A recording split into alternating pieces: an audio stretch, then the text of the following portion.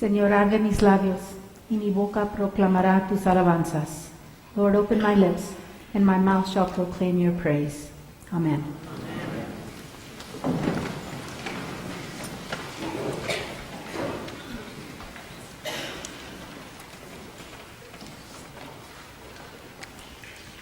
I just love looking at y'all.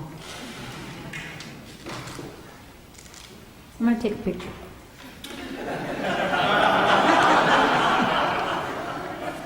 It's not ringing, I'm just taking a picture. Well, I have to get this bench over here. I already got you guys.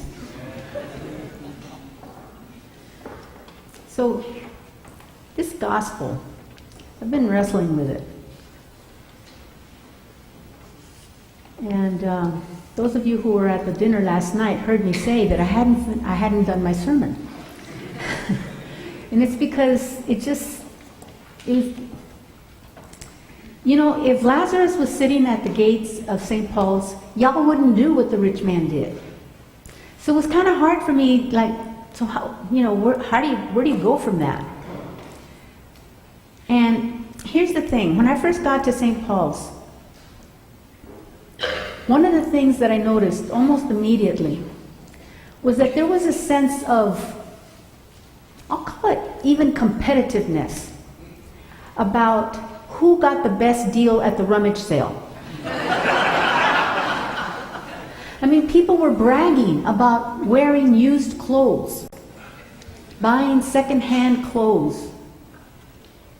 And I loved it. I mean, that resonated with me. I had kind of sort of started doing that already, but here I found a culture that celebrated it. And so I was reading an article about this particular sermon, and of course, a lot of the sermon illustrations and commentaries and stuff were talking about how, we need to be aware of poor people and how rich people are, so narrow-minded and unconcerned and on and on and on. And I thought, that here's the thing, that just doesn't fit here. And one of the phrases that was said in this commentary that I was reading is that the United States has a very strong thing called conspicuous consumption. Conspicuous consumption. And so they gave illustrations, and I'll just give you a quick one. So there's iPhone 6, all right? Now, iPhone 6 has not been out that long.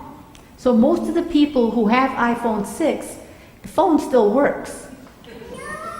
But if iPhone 7 comes out, there's a big mad rush to go get the iPhone 7. So why? Why are we going to get an iPhone 7 if the iPhone 6 is still working? Well, it's this thing that we have about, wanting to have the latest, the best, the whatever. And so when iPhone 6 first came out, there was an app. We all know what an app is, right? Who does not know what an app is? Okay, good. We know what an app is. So there was this app. And this app cost $1,000. $1,000 for this app. And what the app did was it had a little kind of ruby-like light. And it would shine. And that was it. That's all it did. But everybody knew that if you had that app, you paid $1,000 for it. So Apple was severely criticized for this, and so they stopped selling it. But a lot of people bought that app so that others would know that they had spent $1,000 on this app. Go figure. But here we have what I call conservative consumption. We celebrate being thrifty. And I like that. It's something that I resonate with and that we're very good at, and that we have sort of, what's the word, embraced, and it has become part of the ethos of the church. So when we come to the rummage sale, and it's very popular among us to kind of sort of rotate our clothes. It works. It works. I have some really cool stuff that belonged to Mary Waddington. Very nice things. Last night, Kay wanted to take my shirt, which I in turn had already bought at the rummage sale. So these are things that we're good at. We're good at being cautious about how we spend our money. We're not spendthrifts. We don't, even as a parish, when we spend money, we agonize over how we're going to do it, and what are all the ins and outs, and what's the best scenario, and what's the best thing to do, and so forth. We agonize over these things. Mike Siebert agonized with us for 2 years before we decided that we were going to get earthquake insurance. I mean, we made him do all kinds of research and whatnot. It was, we weren't going to just do it, even though it's a good thing to do in this part of the world, but we weren't just going to go out and do it, because that's who we are. That's the kind of people that we are. And so I started thinking about all the wonderful things that we are, what our strengths are in this sense of conservative consumption. And this image of Lazarus sitting at the gate being hungry. And so what we do is we package meals. On November 5th, there's going to be a packaging event. Some of you participated, a lot of you participated in one that we did a couple of years ago, where we packaged, 25,000 meals in 2 hours. And we had a blast doing it. It was fun. We love doing things like that. We go to the shelter over in Martinez, and we cook for 2 weeks a year on a stove that we bought. We bought the stove that is used at the shelter. We cook hands-on. We go and we eat with them. We have food drives, constant food drives that, we collect food all over the place, and then we have the Boxing Day, and we put all the food together and we give it away. We have shelter meals that we do once a month, where we cook in our own kitchen, and then a group of kids from a school comes and picks it up, and they take it off to some shelter in Concord. And then what do we do when we see somebody that's homeless? Well, for many years, we had an agency here called Fresh Start, and they did an okay job. They were open a couple of days a week, and but their culture was very narrow. They didn't invite the community in to help do what they were doing. And so we had them here on our property, but we didn't do that much with them. And that was by design. The people at Fresh Start didn't want us there for whatever reason. Didn't want anybody there. No other churches, no other agencies, no other government, nobody. So they did what they did. And it was good. It was good. And then one day they decided to close. And so they came over, they told me that they were closing, and they expected that we would just kind of shrug our shoulders and say, hey, well, thank you for being here, bye. And I couldn't see that.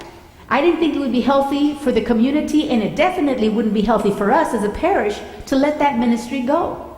And so, having nothing better to do, Donna said she'd take care of it. And so they told me in August that they were leaving as of November. So we only had a couple of months to get this thing together, and they were no help. I mean, shame, but they were no help. They wouldn't let us use their 501c3 number, their charity number. We couldn't use their name. They didn't even want to let us use their lists of people, the information that they had. So we were pretty much starting from scratch.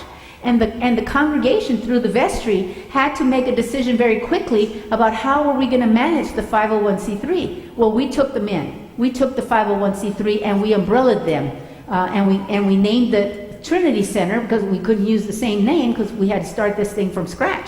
And Leslie Dawson worked tirelessly to get us our own 501c3 number, and she did it in a matter of months. It was extraordinary. Between her and Donna, how they got this thing through, and they got their own 501c3, but then they also changed the culture. Then we became more involved, and a lot of our church members are now deeply involved at Trinity Center. Other churches are deeply involved. St. Anselm's being, one of the more prominent Episcopal churches. And then the Methodist Church in San Ramon United Methodist Church is also deeply involved. Other churches are deeply committed, and the city is deeply committed. So, we did something. We didn't just let Lazarus sit at the gate. We housed him. We clothed him. And it happened when we had the emergency shelter situation, where again, we were given all kinds of promises, and then the armory fell at the last minute, and again, St. Paul's had to come and step in and fill in the gap. And we did it. The vestry stuck their necks out and said, we've got to do this. This is the right thing to do. It was not an easy thing to do. A lot of people had to be shifted around and stuff because, they were in these two ramshackle buildings that we have next door. And, we had to make do somehow. And the city cooperated, more or less. more like less, but because the armory did what they did, and the city kind of sort of was kind of sort of, this year, they kind of got shamed into doing a whole lot more.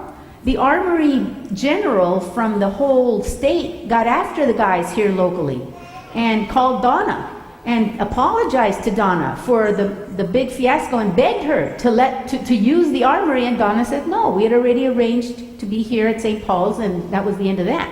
But they promised that next time it would work out better, and all the obstacles and stuff that were so hard to deal with, she's gotten a lot more help. And the city has decided to give money. Last time it was like, okay, we'll let you do it, but you're on your own. And this year they've kicked in a little bit more. But why? Because St. Paul's was not deterred. Because St. Paul said, this cannot stand. We went to meetings. We went to gatherings and stuff. We went to City Hall. We went to planning meetings. We did all kinds of stuff to let them know that this parish was not going to just lay down and say, okay, I guess we're stuck. We didn't do that, because that's not who this parish is. See, we don't just write a check. We don't just write a check. When we're going to do something, we put ourselves on the line. We put our bodies there. Like in 2008, there was the big crash. And we had a team going to Honduras like we always did. And we were told, no, you know what? A lot of people in the community said, just send the check. Just send the check. You don't go down there. It's too much trouble. There's too few of you. Just send them the money. That's going to be better for them. Well, it wasn't better for them. And so a small team of us went, 6 of us only in that year. And we went, and it was a glorious trip. It was amazing. Dave even did work with the kids, and they were hanging all over me. If you can imagine a bunch of kids hanging all over Dave. And they wrote him little notes and everything. It was really cute. But the thing is that it doesn't work for us to just give money. We have to invest ourselves. Same thing with youth homes. Youth homes started in the 1960s with the Ladies Auxiliary helping them out. And the Ladies Auxiliary, a lot of the leadership of the Ladies Auxiliary of youth homes came from this parish. Like a lot of things in this area, the leadership comes from this parish. And they didn't just raise money for youth homes. They got involved with the children. They got involved. They would get them birthday cakes. When it's their birthday, youth homes ladies would go over there and make sure that they had a birthday celebration. And Mary Waddington is still doing some sock thing. I think it's like stockings at Christmas or something, and they stuff them with things, and they go and they interact with the children. Lorna Martin, those of you who can remember Lorna, took one of them under her wing and got her music lessons because this particular girl had such a fabulous voice. We get involved with people. When we go with Habitat for Humanity, we raise the money for Habitat, but then we go over and we hammer and we nail, and we meet the people who are going to be living in those houses. We're not a stand-back community. We don't just write a check and go on our merry way. We get involved. We put ourselves on the line. That's who we are. That's who That's who the gospel wants us to be, calls us to be. So when I read today's gospel, I thought, we're not like that rich man. We're opposite of that. We do something about it. At Noisy Mass, I asked the kids, I said, okay, so if you see a poor homeless person, a hungry person, what are you going to do? Well, these are millennial kids. So it's like, my dad's going to buy them food. I said, no, you have to feed them. Yeah, my dad's going to buy them food. But they knew that you don't just pass by a hungry person. They know that you get them resources. That's our culture. That's who we are as a parish. We're not the biggest parish in the diocese. We're not the richest parish in the diocese. But we have a lot of influence in this diocese. A lot. Because we stick our necks out. Because we try new things. Because we go where others haven't gone before.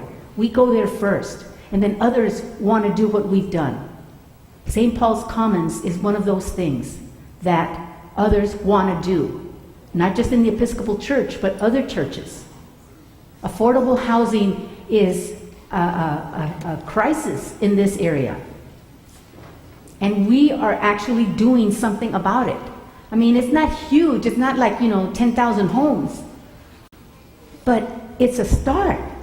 And if others have the land that they can do what we did, I mean, we have churches that are interested in doing what we did because it's a partnership. It's a community effort. And the more that we can provide affordable housing for more people, the more that our communities as a whole will be enriched. In our anti-racism workshops that we've been having in the last 3 weeks, one of the things that we've noticed is that we don't have a lot of racial or economic diversity. Well, it's because it's kind of hard to live here. I mean, some of you, if you didn't have your house, you couldn't buy it right now. There's no way you could buy the house that you're living in right now. So there's something wrong. And so we're doing something about that. We are putting at least a first effort into creating affordable housing and helping people become aware that it's necessary. That the affordable housing that we're going to put isn't necessarily for homeless people. As a matter of fact, there'll probably be very few homeless people that end up in the affordable housing because you have to have some kind of an income in order to qualify for this affordable housing. So it's going to be people like teachers or dental assistants or shop clerks or legal assistants or, it's going to be regular people who have regular jobs who can't afford to live here otherwise. But we're that beacon of hope. We're that stone in the pond that's creating the ripple effect. That's who we are. And that's why I'm so proud of you. And I'm so honored to have been with you in this journey. And I pray that you continue this journey with your next rector and do even bigger, greater things. Because I know that's who you are. Amen.